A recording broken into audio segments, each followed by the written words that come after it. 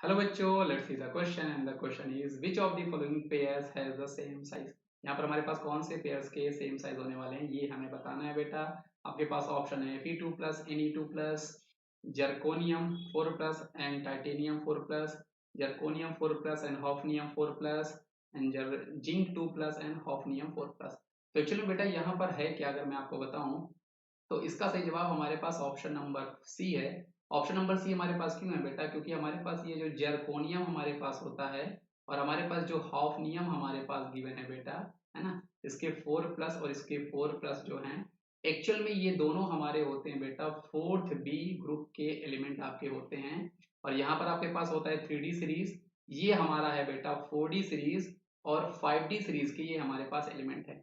तो एक्चुअल में बेटा यहाँ पर हमारे पास जो थर्ड बी होता है, अगर मैं थर्ड बी की बात करूँ तो 4D सीरीज में और 5D सीरीज के यहाँ पर होता है क्या बेटा, 5D सीरीज की स्टार्टिंग में यहाँ पर हमारे पास F ब्लॉक के एलिमेंट्स आ रहे होते हैं।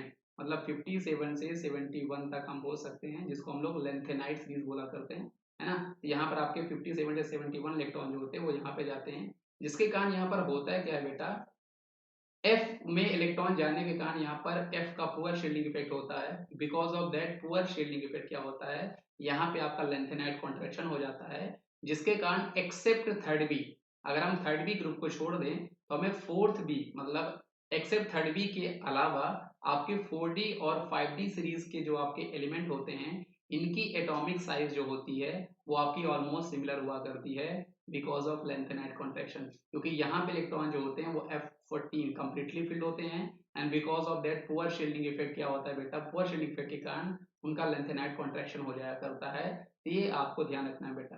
तो आप यहाँ पे याद कर सकते हो बेटा, एक्सेप्ट हमारे पास एक्सेप्ट थर्ड बी ग्रुप की बात करूं बेटा, एक्सेप्ट थर्ड बी ग्रुप आपको याद रखना है बेटा। ये जो कॉन्सेप्ट है लेंथेनाइट कॉन्ट्रैक्शन, ये आपका थर्ड बी में नहीं लगता। तो एक्सेप्ट थर्ड बी, है ना, 4D and 5D series element, 4D and 5D series elements elements याद रखना बेटा, हम लोग फ्रॉम सेम ग्रुप में कंपेयर कर रहे होंगे। जब हम लोग कंपेयर कर रहे होंगे फ्रॉम सेम ग्रुप, है ना, so they are having almost similar size, they are having having similar size, they are having similar size.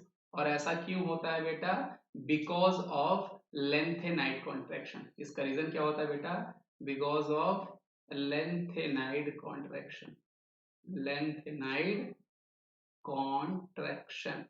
तो आपको बेटा ये कॉन्सेप्ट पता होना चाहिए, बहुत ही इंपॉर्टेंट कॉन्सेप्ट है। तो इसीलिए हमारे पास ये जर्कोनियम है और हमारे पास हॉफनियम जो है, इन दोनों की जो आपकी साइज होने वाली है वो आपकी सेम होने वाली है। तो option number C is the correct answer for this case. तो आई होप आपको ये कॉन्सेप्ट समझ में आया होगा बेटा।